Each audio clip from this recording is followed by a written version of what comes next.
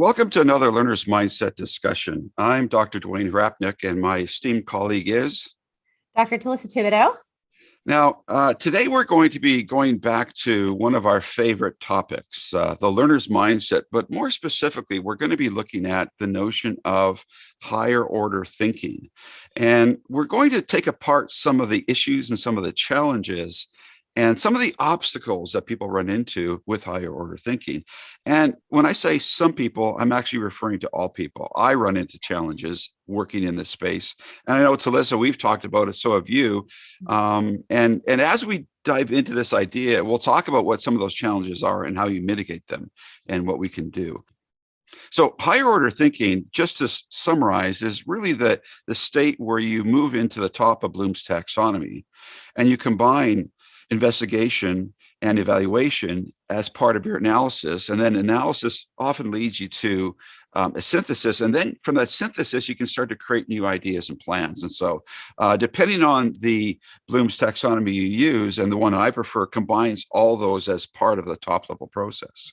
And when we operate at that top level process, you automatically incorporate everything below. Application is incorporated. Remembering is incorporated. The knowledge level or the information level is incorporated. You don't just function at that higher order and everything else goes away. It's all encompassing. And that is one of the first things that a lot of people have difficulty understanding. They think that when we ask people to move into that higher level of thinking, you have to stop the application. You have to stop the remembering. But that isn't the case. You have to incorporate all those things. And incorporating all those things can take a lot of work and it can take a lot of time. So one of the first places that I want to go to today is, what are some of the challenges with dealing in that higher order level of thinking? And the first challenge that many of our students talk about is angst, frustration, fear, right? Why? Because they're not used to operating at the higher levels of thinking. What are your thoughts on this first aspect and the whole idea of what we're talking about today, Talissa? I see this even in the honors college. We'll have students who at points in their, degree programs kind of get stuck. Maybe they're in that stage of, I know how to get that A. I know what I need to do to be successful in high school. And I'm going to translate that straight over to college. College is a bit of a different experience, right? You should have those opportunities to apply the higher order thinking skills and processes that you would need to be successful out in the real world. And I think that sometimes the challenge is students will get stuck in one place or the other. And again, I think it goes back to fear, angst. Well, I already know how to do the system. I already have the A. And that's just going to be, kind of an easy thing to translate over this way. But really, it's taking learning to another level. It's about being exploratory, be investigative, and finding ways to make connections and meaningful connections that you didn't have before.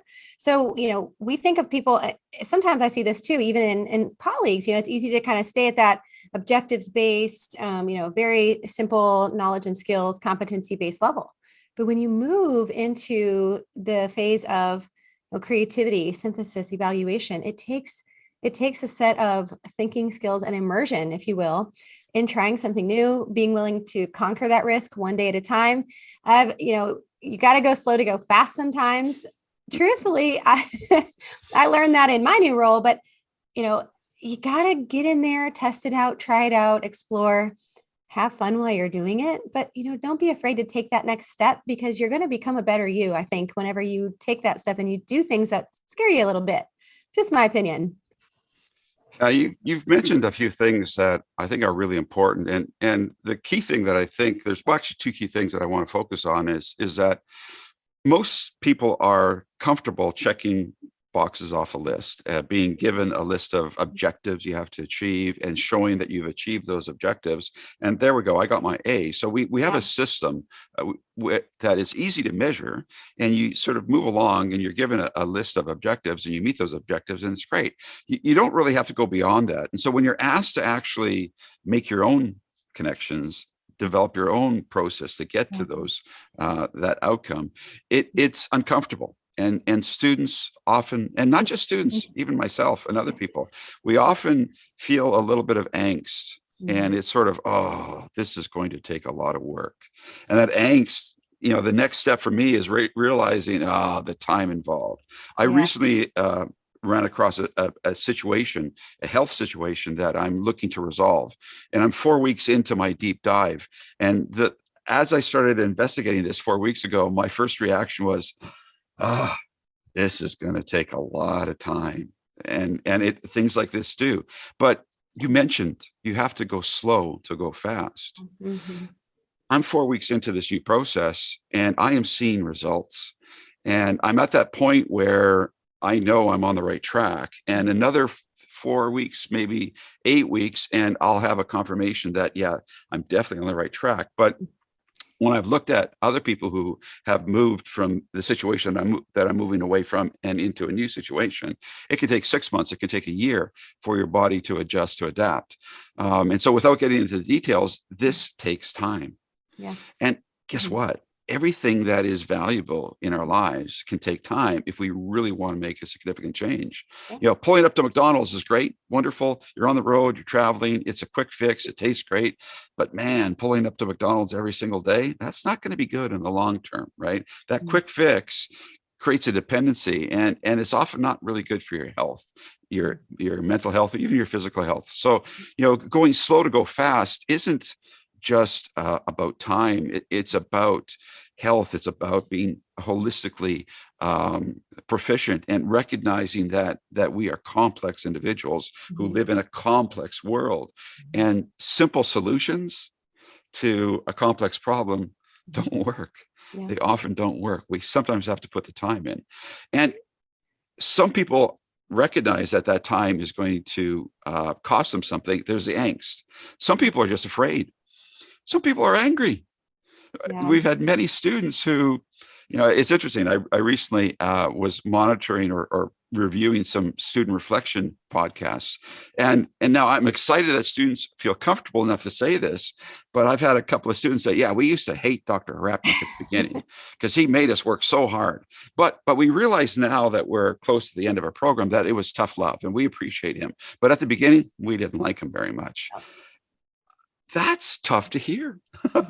As an educator, do you want to hear your students didn't like you at any point? Yeah. But at the same time, it made me recognize that what I was doing was for their benefit.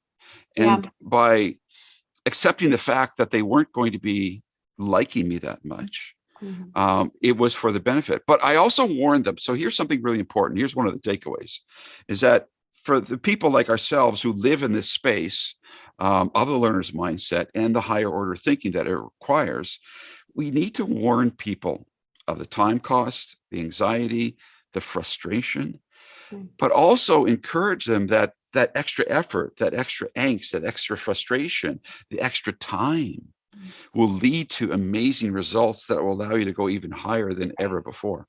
Right.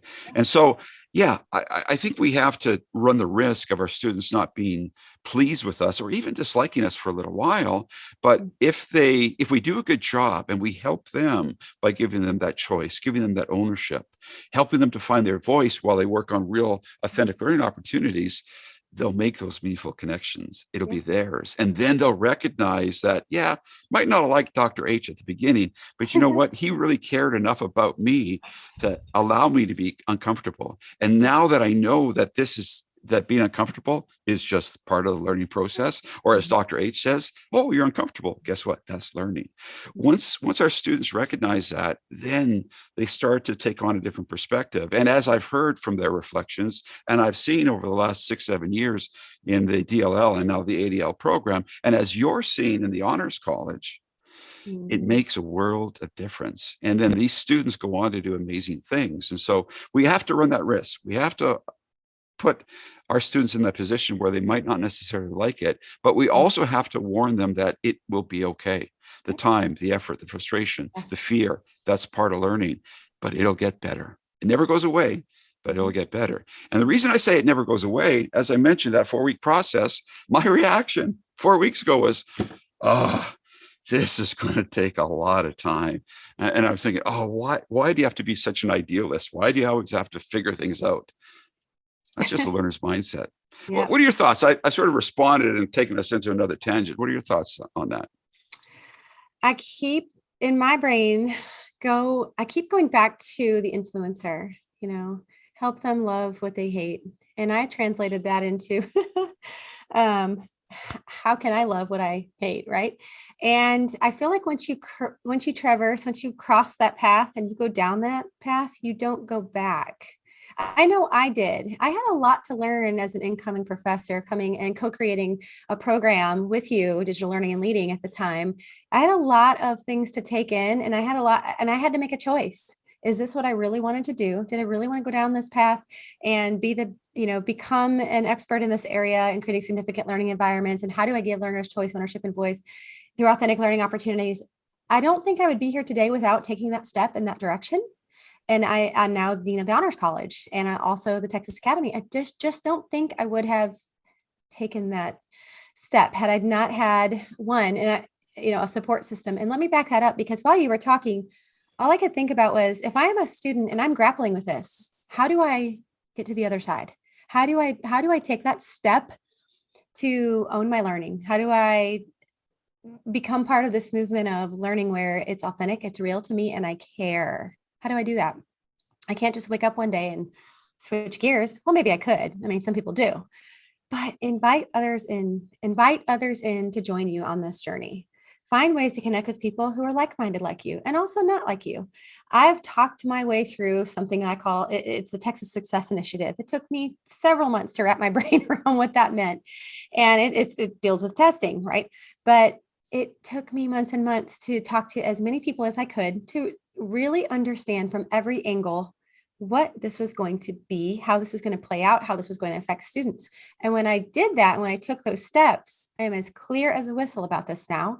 And I see how it impacts all other areas. But had I not taken that step or taken the initiative to go down and ask those questions and invite my team along with me, it became a team building thing. Right. And so you can build teams in your program, or you can build teams wherever you work, of like-minded people that also go after those things and put the work in ahead of time. The payoffs are huge later, huge, if you just take that step. So my best advice is to find people around you that are willing to listen, talk to you, hear you out, and then dip your toes into this weird realm of do you mean I have to really go after this and care a little bit more than I do now? Yeah. You want that job later that you really, seeking after. You want to go work at that region service center. You want to be this, lead wherever you're at, whatever you're looking to do. You have to take steps in those uncomfortable directions. One of the first things I always tell my students, especially in the first course and when I was teaching in DLL, was you have to get comfortable with being uncomfortable. That's how you know you're growing. I stepped into this job in March of this year, and I've never had a moment of comfort. And I don't mean that in a bad way. I'm growing, I'm learning, and I'm becoming something by putting in the work up front. I'm becoming someone that has grown a partnership with my team. I'm close with my admin. I see things from a new perspective. And if I had not, just cycling back, if I had not taken the steps that I did in the DLL program to model, to really offer choice, ownership, and voice to my learners and see what that means and how to interpret that, if I had not done that myself, and I had not created significant learning environments and stepped into a zone that was a bit uncomfortable for me, I would not be here today. That's my big message as it relates to dipping your toes in that water, connecting with people that you see around you that are potential, that will help you grow in a way that maybe you didn't see for yourself. And that's what Dr. H did for me. I want to ask you a question to sort of tease out something that I've seen in a conversation you and I have been having for a little while. I've watched you move into the Honors College, and I've watched you take apart everything there. And I've watched you and listened to you build new systems and processes, and you've been analyzing and investigating and evaluating everything there. And as you've taken it apart, you're now starting to build the processes and systems. Am I right? Because what I'm hearing now is, I think I got a text from you. Yeah, I'm at the point now where I think I've got it all ready to go. I put things in place, and in the new year, I'm going to start to see these things take place. Well, here we are. You're what, 9 months into this. It's taken you 9 months and you're starting to see some progress. Well, that takes a long time. How did you manage to stay focused with all that foundational work that didn't really reap you rewards? And you've had some challenges in this first little while too. So what kept you going? How were you able to stay in that realm of investigation, analysis, evaluation, and as you started to synthesize, what kept you going on that? So honestly, I went back to the 40X model and I had to build out some wigs. Well, I had a couple of wig for each entity, right? And then I had some lag and lead measures, and I was able to, it's interesting. If you write these things down that you know that you need to do, and then you go back and revisit those and you're like, whoa, I'm 3 or 4 steps past that now. I need to go back and revisit my, recreate this, lead measure that will support this lag measure. So when I go back to that and I look at some of the things I wrote down, I'm now sitting at like a 30-page single space document that I keep building and adding to. And I go back and I reflect on these things and I'm, wow. So that's where I was, 6 months ago, 8 months ago. But I knew I had to prioritize. I knew I had to fix things first before I could innovate, before I could focus on programming.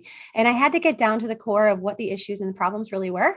And sometimes it was me getting out of my own headspace. Sometimes it was me getting out of my own headspace. And when I got out of my own way and I started connecting with people, drawing people in, I was asked a lot of questions. And I think I probably annoyed people because I asked so many questions, but they knew where it was coming from and they support me along the way. I built a network of people through that experience that helped me see things I didn't see before. So when I say draw people in, when I say invite people in, when I say give people a voice too, when you're doing that, give yourself a voice. Understand that you can set all the goals in the world, but if you don't actually kind of stop and benchmark those along the way, if you don't listen to other people, if you don't take a step back and realize what your own goals are and your own priorities are, and have a person behind you like Dr. H who believed in me when I didn't quite understand. I was walking on a bridge that was like this. But trust those people. Listen, the people that care about you are there. They'll be there when you need them. My point of all this is to just kind of backpedal it. Set some goals for yourself. Prioritize those goals. Don't be afraid to step into territories that are extremely uncomfortable, because when you do those things and you step back and you look, you'll see. I think of lag and lead. Those lead measures that you built along the way, those little benchmarks have pushed your lag measure even further than you expected. And sometimes further means you go into that territory of, and which is where I'm at, creating, synthesizing, and evaluating my programs, my departments, all the instructional leadership pieces that I think I need to be successful, and listening to students, right? And so I've taken everything about COVA and CSLE and pulled it to the Honors College and a high school academy. And I think, I'm getting off on tangent talking a bit more than I expected about what I do, but there's so much excitement when I cross that line of my comfort space of being an educator, being a teacher, and going into that mode of now I'm an assistant professor and I'm going to help teachers, I'm going to help professors around me, and I'm going to help students. And now I'm going to move into this realm where I'm working with professors across campus and I'm working with students across campus. If I had not taken that initial step, I wouldn't be here today. Do something that scares you every day. My advice. And it's fun. You can turn everything into a fun experience. You can turn every challenge into an opportunity. That's part of the learner's mindset. And I laugh hysterically till I cry sometimes when I've made an error. Matter of fact, I have a little error board in the next room. Well, I have the most tick marks on it. I appreciate what you're saying, because it confirms the space that I live in as well. And as somebody who has watched you do all these things, I am seeing evidence of you walking the talk that you had talked when you were in the DLL program as an instructor. And you mentioned the 40X model, and you've mentioned the influencer model, and you've actually talked about the growth mindset, the learner's mindset, failing forward. You've talked about all these tools and resources and ideas that we have been sharing and exposing our students to, but not just sharing, exposing, asking our students to adopt. And so these tools that we have been equipping our students with, if you use them yourself, they will yield the results that we're talking about. And that's exciting to hear, because the whole notion of the learner's mindset is that you change your thinking about thinking. you change your approach. Sorry, you change your thinking about learning. My apologies. You change your thinking about your approach towards learning, and you change your learning environment. And when you look at those three factors, and you do that in your environment, for example, it requires a lot of experimentation, exploration. Yes. Right? It requires you to be a little bit uncomfortable. Yep. You've also talked about something really important, and that is the collaboration, bringing people in. Mm-hmm. And you and I are doing a learner's mindset discussion. Every once in a while, I'll do a learner's mindset story. I'll do an individual thing. But for the most part, we explore, we discuss, we experiment. We're texting each other. We're chatting with each other. What happened here? We use each other as resources. Now, I'm not the only person you use as a resource. You have people in your organization that have become your team players, and they're your resource, and you're their resource. When you move people into a collaborative environment where people are working towards the same authentic goal, and they're engaged and they take ownership, it becomes their vision. The stakes become their stakes. It changes the whole dynamic of the organization. So what I'm hearing is that if you live the stuff that we teach in our in the DLL and now the ADL program, you're able to actually move into the space. You're able to actually move into the learner's mindset, which I think is extremely positive. Now, I want to ask you a question, because this leads to one of the issues that I talked about at the beginning. So you're really talking about evaluation, investigation, exploration, synthesis. Does that mean you've stopped reading and looking at definitions? Does that mean you stop looking at information? Does that mean you stop looking at different processes that you can apply? Do you only function at that higher order, or do you incorporate all orders of thinking into that higher order? Honestly, it actually, if you want to know the truth, I read more. I do more investigating. I do more of the lower level Bloom's tax now that I am functioning in that higher level space. And the reason for that is they go hand in hand. You can't be functioning and doing, evaluating, creating, and building new programs. And, like I'm looking at VexU and robotics and those types of things. I can't be doing those things without going and investigating some of the basic things we need to do to get that started. Right. So I do a bit more of it. I mean, short answer. Well, just to confirm, so and I can relate to this because, again, I'm dealing with a health situation. As I get older, I'm trying to make my life a little bit more comfortable because of foolishness when I was a younger man, and I'm investigating a few things, and 2/3 of my time has been spent looking at names, definitions, and just foundational ideas, so that I can understand how the pieces fit. So I'm looking at those informational items. I'm looking at names. I'm looking at definitions. I've never spent so much time looking at medical definitions in my entire life. Yep. But that is what you have to do in order to be able to apply some ideas that you're seeing. And then you can move into that evaluation. Then you can move into that analysis. You have to do even more work. And I want to make a connection here to something else that I think prevents people from moving down this path. This takes a lot of time, doesn't it? You've been quite busy this past year, haven't you? Not a lot of spare time, right? Yeah. And if I can just make a comment about that, it's easy to go to that. Where's that checklist? TEA sends me something. Where's that check? What do I need to do? Where's that checklist? Right. It's easy to stay in that mode. But if I want to take things to the next level, if I want to really get the maximum benefit out of things, I need to go down that why and that how, how and why is this happening? How does this connect to the bigger picture? And I'm consistently asking that question, why? And it never stops for me. It doesn't matter what it is. The what is always there. It's always in existence. But the why, the how, the bigger picture perspective, how does this affect everything, my students, all the above? If I don't go there and I just follow the instructions, I'm going to get exactly what they yield to happen. And then we don't move from there. We don't grow. We don't, expand. Essentially, we're missing opportunities that could be there if we didn't just go a step further, 2 steps further, 3 steps further. And sometimes, people around me look at me like, what is she doing? There is a method to my madness, right? I'm thinking of, maximum benefit, least resistance. And in some ways, I say least resistance, but I prioritize, I pick and choose, where am I investing my time? What am I doing and why? And if it's a simple, and don't get me wrong, simple checklists and things like that, oh yeah, they're okay for rule-based things that you got to get done, taken care of, get recertified, and move on. But if you want to be creative and you want to be inventive and you want to be investigative, inquisitive, if you want to go down this path of what does it mean to give students choice, ownership, and voice, and through authentic learning, it's not the easiest path. You're not going to find a recipe for that. You're not going to find a checklist for that. Case in point, in the Texas Academy, it's a high school. We're building out, tracks next year, engineering, teaching, whatever that is, what students want to do. We are pre-building their academic plans, their degree plans. But guess what? When they get here, right, we are individualizing each plan for each student, each track.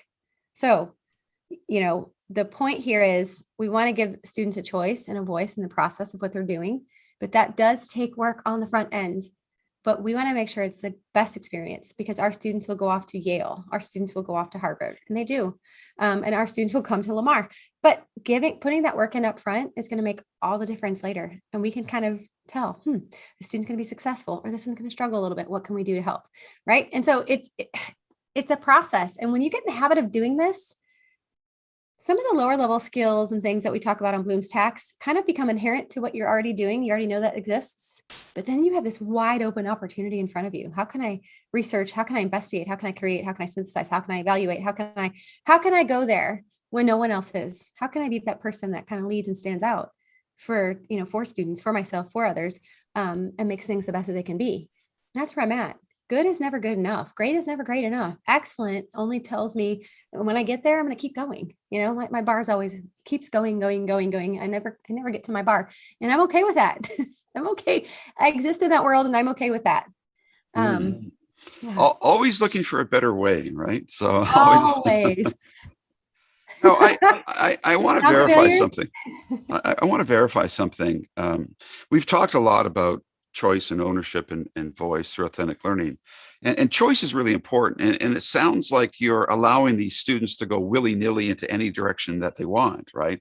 You're giving them choice. Or is real true choice working within the constraints of the system, right? So yes. Choice isn't just anything goes, because I think there's also a tendency when people hear choice, well, I can do anything.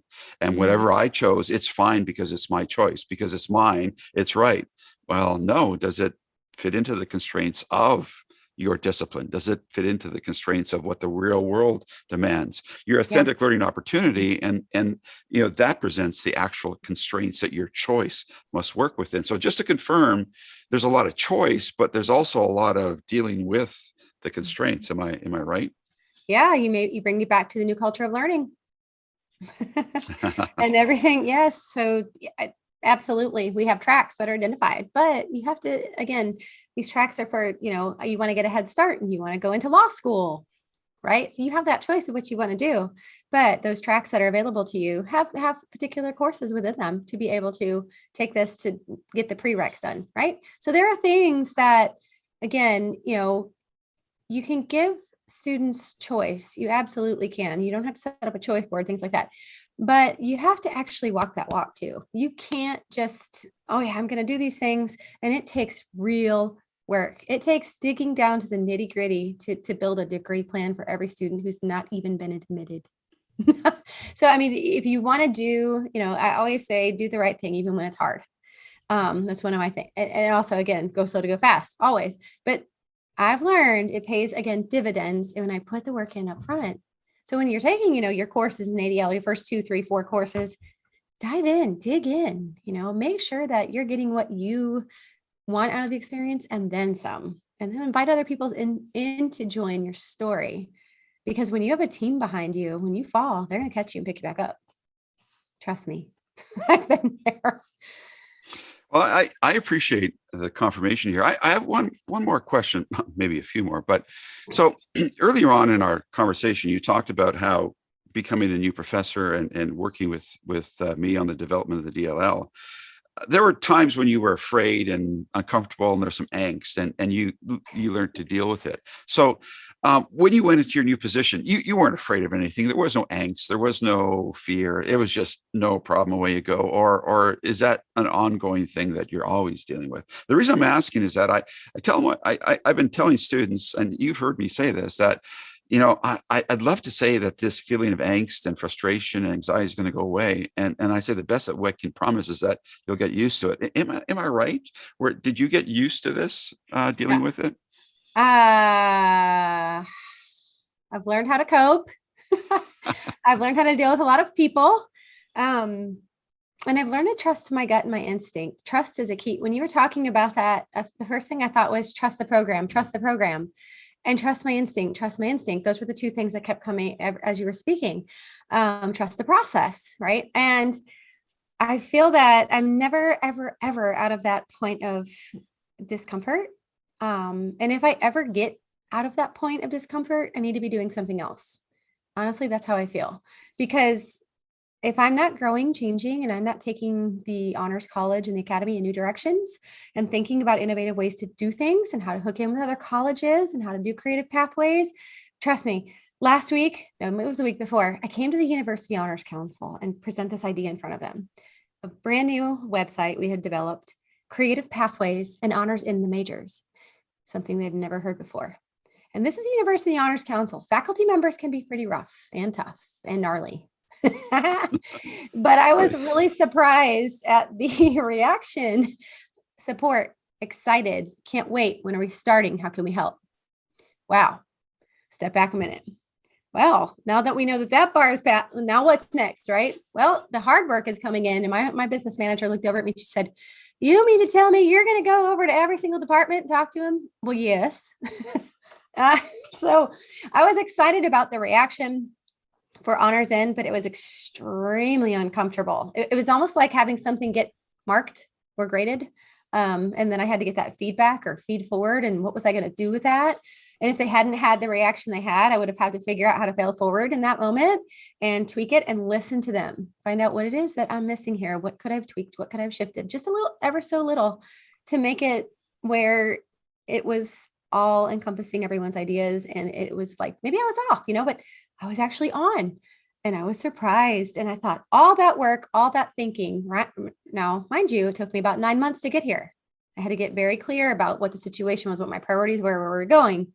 To have the reaction I did, over the moon. Had I not put that work in up front, could have had a totally different reaction. Had I gone in there with a half idea, had I gone in there and just said, "Oh, I just want to pacify these people," and then never did anything about it after that, kind of like a checklist mindset, I think we could have that whole meeting. And then remember, these faculty members are way more seasoned than I am in some ways. So I'm always thinking of, the best approach. And I've learned to be lighthearted and kind, and actually be lighthearted and kind to yourself too, because you will face situations that are uncomfortable. You will face that mean old Dr. Harapnik at the beginning of the program that you think, trust me, it took me a year to really understand Dr. H myself. Now we're shifting gears. But when I did, and I trusted him and we co-created, that's when like spotlights came on. I was able to see clearly, and we grew and grew and grew from there and published a lot. And I set a goal for myself. 25. We had 25 different variety of publications, and so just know that some things that seem scary, some things that seem mean, some people that look, like, oh, they're going to get you. You may have a completely different turnout than what you expected if you put the work in ahead of time. If you go to those places that scare you, go to the higher levels. Don't ignore the lower. Just, keep those and accompany those lower levels with the higher level. And don't lose sight of ever turning a challenge into an opportunity. That's been my biggest savings grace in the learner's mindset.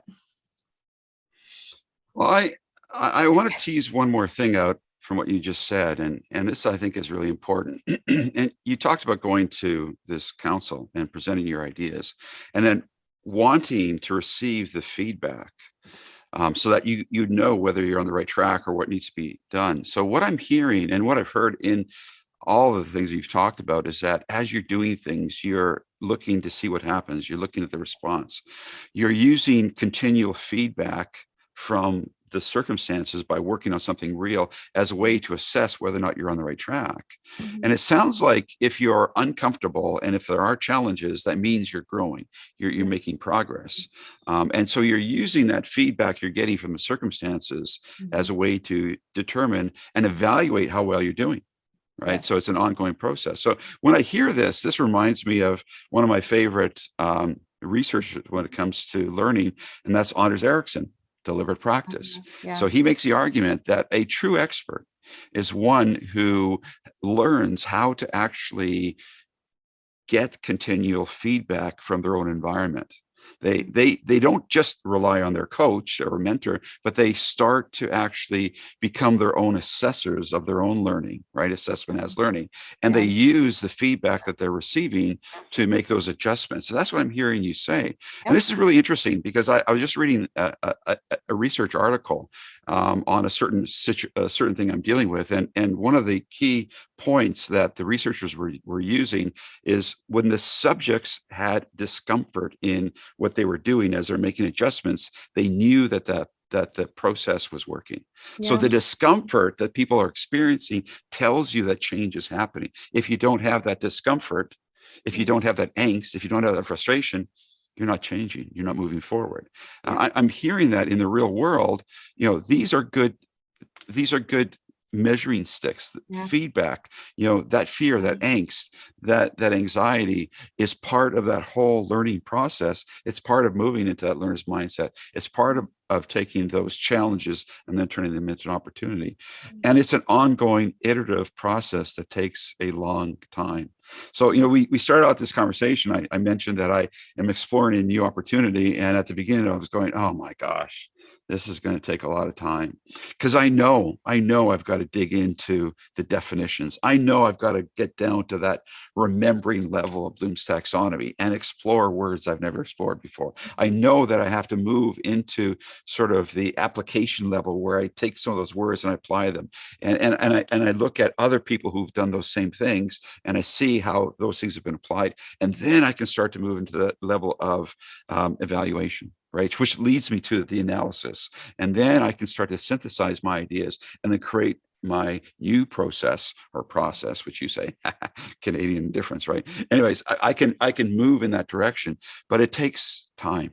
It takes a bit of frustration. It takes anxiety. It's really working or living in the state of learner's mindset. Higher order thinking is that level where you function as a genuine learner, exploring, experimenting, synthesizing, and always looking for a better way, a more enjoyable way, not necessarily a quicker way, but in the long run, you know what? If you put the work in and you build these systems, you build the process, the approaches that are necessary for you to be able to go faster, you will save some time down the road. Yes, exactly. Yeah.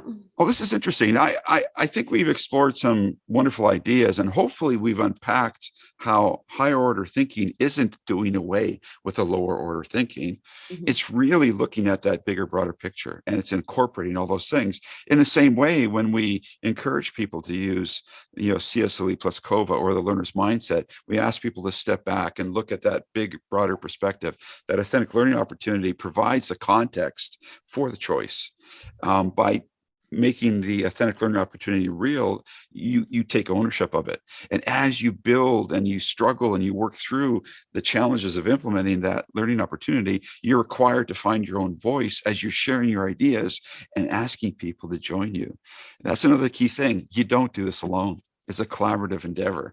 Ongoing collaborative endeavor. And the more people you can bring into the community, the more work you can accomplish and the more exciting it can be because other people start to take ownership of those ideas and they bring new ideas to light where I've had my students expose me to some ideas and I go, I never thought of that. That's a good idea. Let's do that.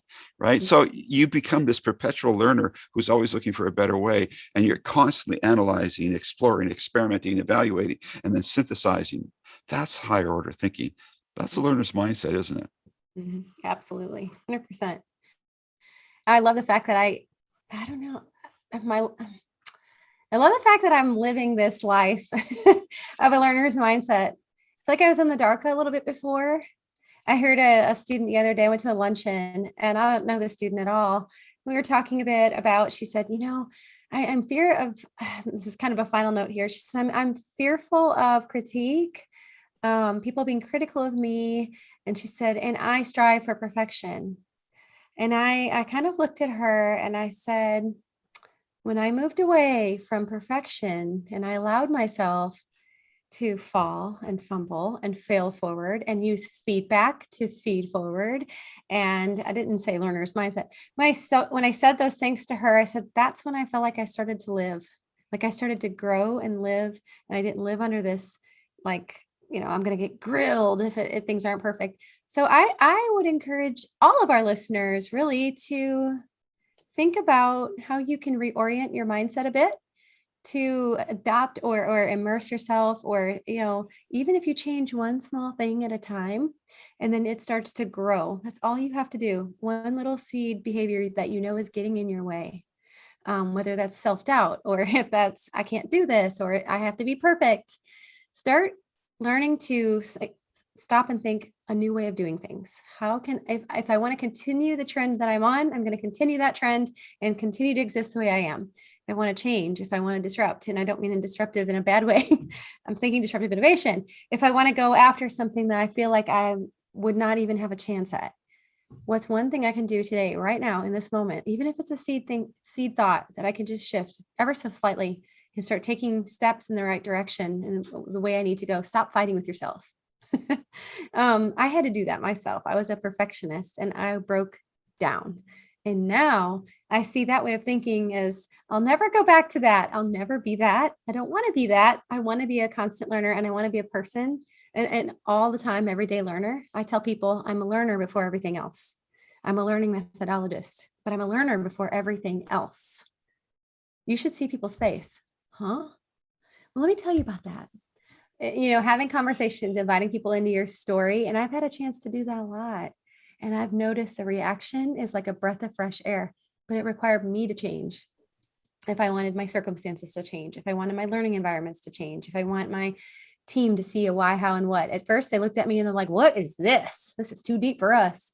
But guess what? Every orientation, every meeting, everything, every time, my why, how, and what statement are right there.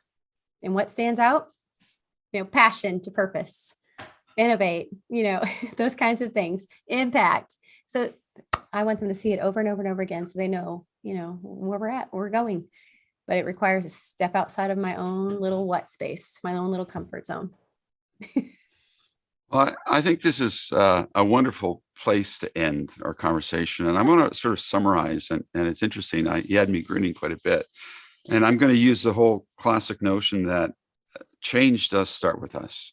It really does. And if we want to change the world around us, if we want to improve the world one learner at a time, change starts with us. And the exciting part is that once you get comfortable with that, you'll be comfortable with the discomfort of change and learning, and you will be able to change your world and the world around you and make the world a better place for everyone.